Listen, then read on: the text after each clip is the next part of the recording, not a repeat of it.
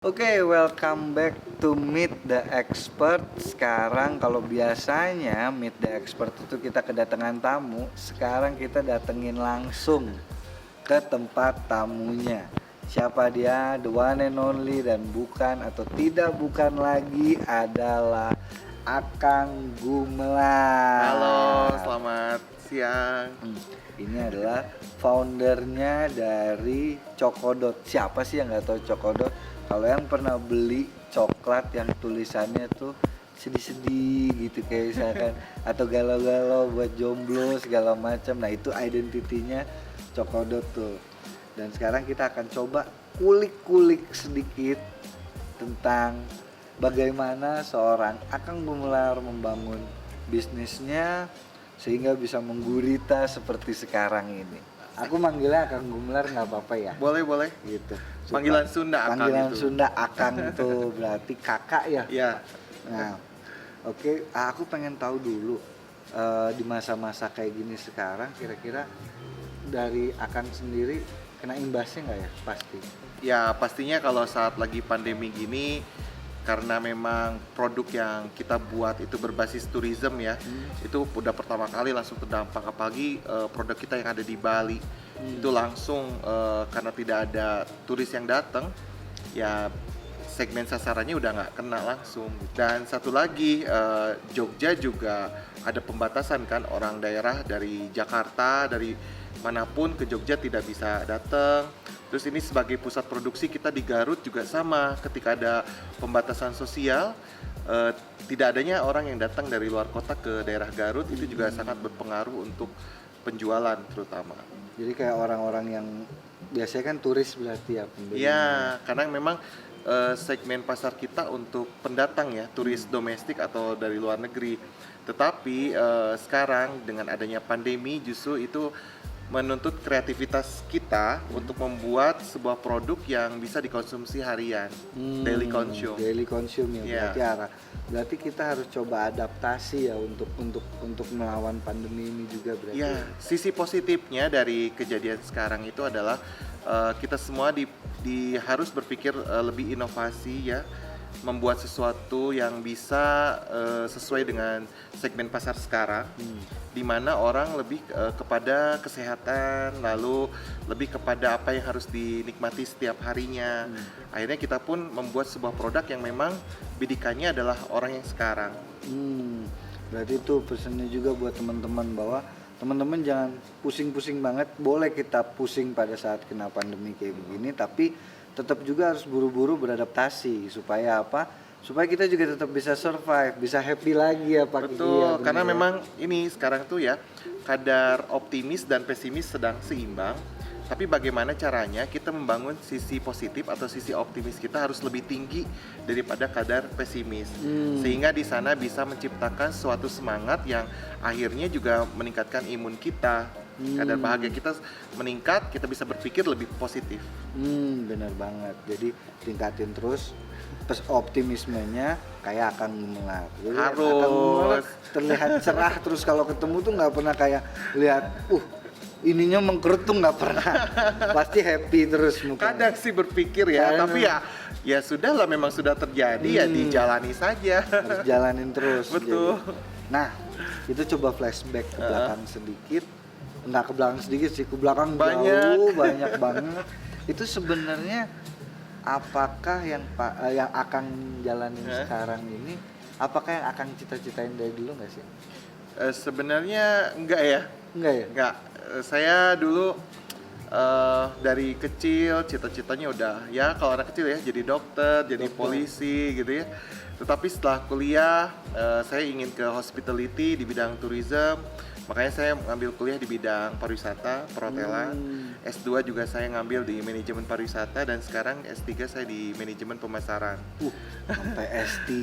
Iya dong, jadi ke pendidikan tetap dikejar, tetapi ternyata rezekinya saya di makanan, di produk makanan. Dari mulai tahun 2000-an gitu saya sudah bekerja di bidang technical baking advisor di perusahaan pangan Mas Inti Lestari ya, itu di bidang tepung terigu. Tepung terigu. Lalu pernah kerja di perusahaan kecap sate, lalu di santan praktis ya tahun 2004. Lalu saya pindah ke supplier coklat untuk bahan baku bakery.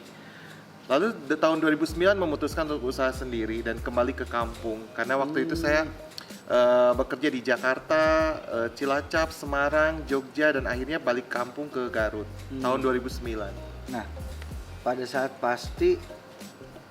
kita misalkan pada saat bekerja sama orang dan tiba-tiba memutuskan untuk jadi usaha sendiri gitu, itu apa sih yang kira-kira memotivasi Akang untuk bikin tiba-tiba jadi usaha sendiri? Padahal kan pasti kalau kita udah kerja sama orang kan pasti udah set lah ya, apalagi Akang udah banyak banget pindah-pindahnya gitu. Karena waktu itu saya bekerja sebagai konsultan advisor untuk membuat usaha bakery ya.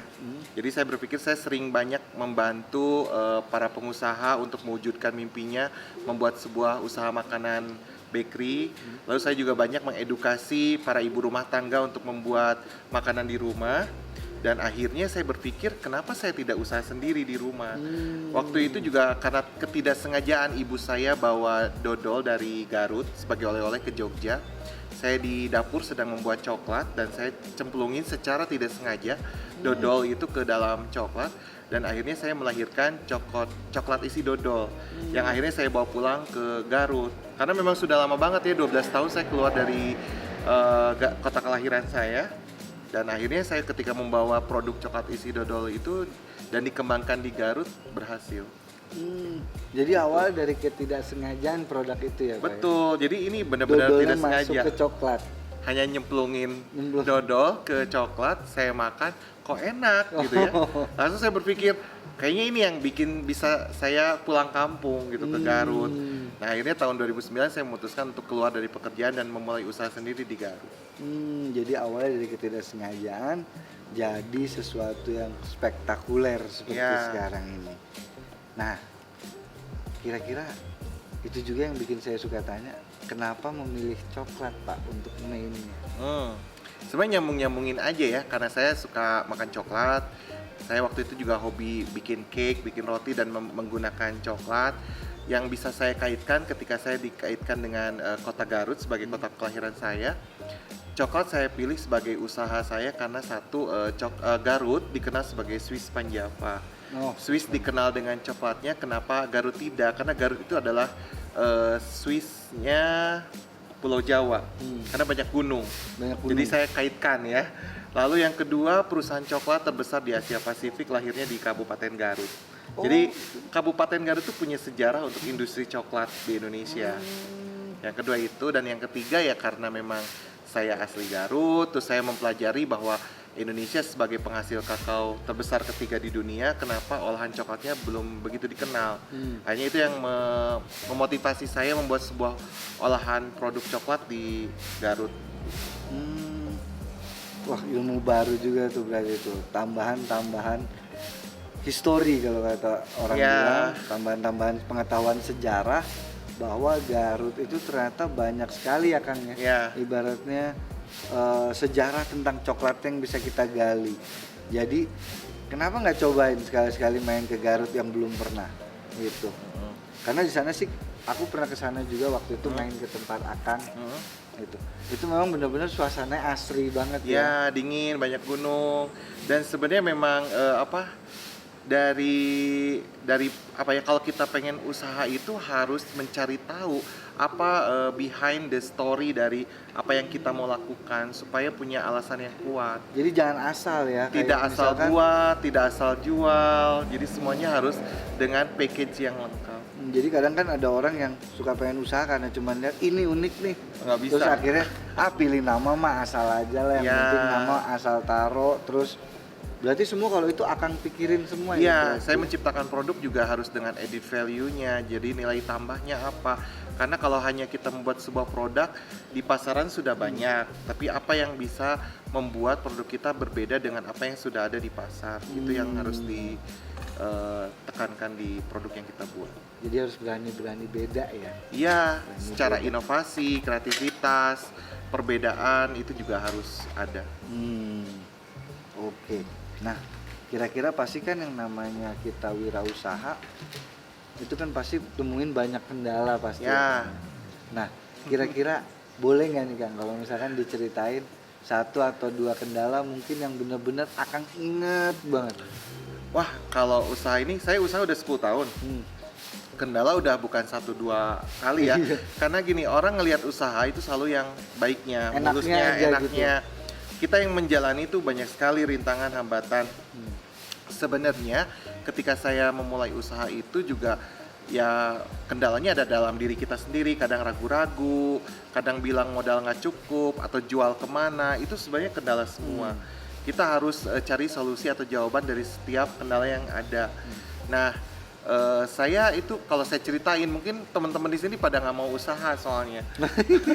Banyak sekali ya. Jadi pengusaha itu ya bersahabat dengan ketidakpastian.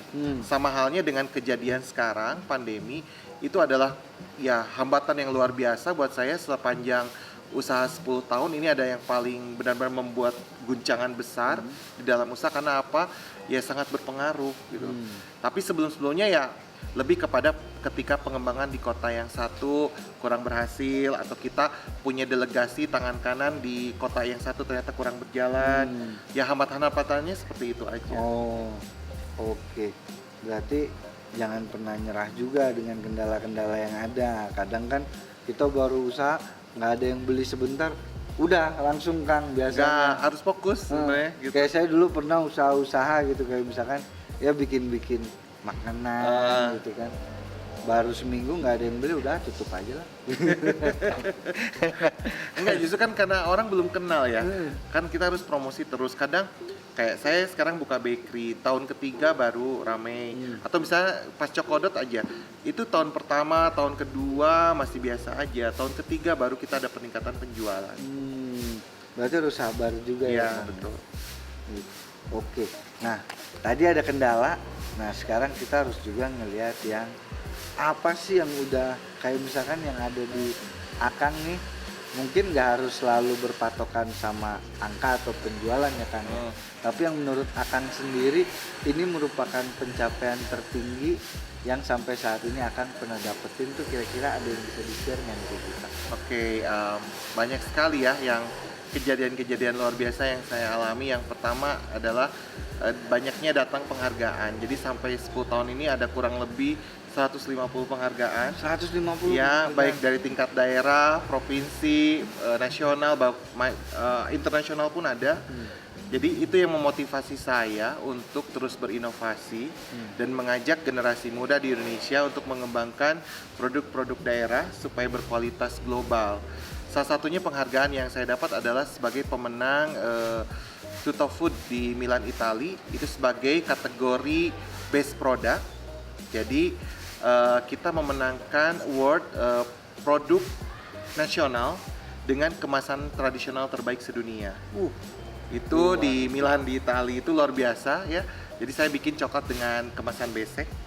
Lalu yang kedua, saya mendapatkan 2 penghargaan dari Presiden langsung, itu sebagai Pangan Award Nasional untuk kategori coklat isi dodol dan coklat isi biji kopi.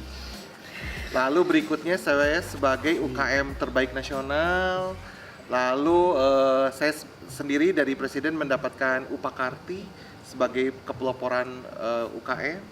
Jadi banyak sekali lah prestasi yang saya dapat, dan itu pun saya tidak ikut kompetisi, tetapi datang sendirinya secara langsung ke kita karena pemerintah benar-benar memperhatikan UKM di saat ini. Nah, kira-kira aku tuh kadang juga suka ngelihat kan, kayak misalkan anak-anak muda itu kan banyak yang pengen, justru bisnisnya banyak pengen yang ke barat-baratan atau ke Jepang-Jepangan, biasanya kan kayak gitu. Karena mungkin ngelihat apalagi sistem franchise kan banyak banget gitu yang sekarang.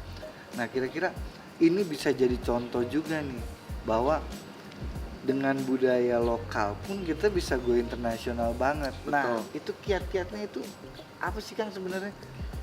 Ya, sebenarnya dari hobi saya traveling, saya juga banyak belajar sebenarnya dari wawasan budaya dari luar. Tetapi ketika kembali kepada daerah, kita adopsi dan kita kaitkan dengan budaya kita. sehingga tidak melulu harus pure dari apa yang kita lihat di luar, tetapi ketika kita adopsi di daerah kita itu menjadi sebuah produk yang memang luar biasa dan bisa juga mengangkat budaya kita gitu.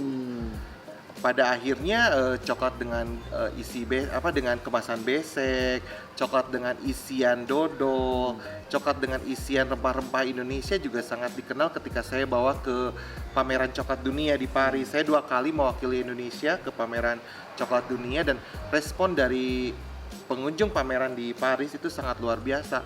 Awalnya jujur saya tuh nggak percaya diri ya, karena apa? Wah, coklat dari Swiss, dari Eropa itu sangat enak-enak karena ada dicampur dengan strawberry, raspberry, peanut dan sebagainya. Tetapi ketika saya membawa coklat dengan rasa beras kencur, coklat dengan rasa kunyit, wah itu luar biasa.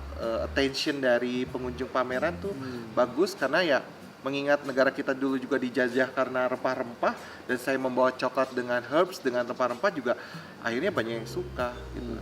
Berarti itu juga tanpa melupakan sejarah juga ya untuk Betul. menyusun strategi sekarang ya. Karena memang rempah-rempah Indonesia ini sangat kaya dan belum banyak yang di di pairing dengan coklat dan bisa dijual kepada konsumen di Eropa.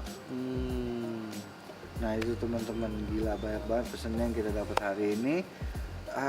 Mungkin pasti ada beberapa pertanyaan, mungkin Ya. Pak, yang namanya orang kalau punya bisnis besar sekarang pasti backgroundnya pasti dari orang kaya gitu.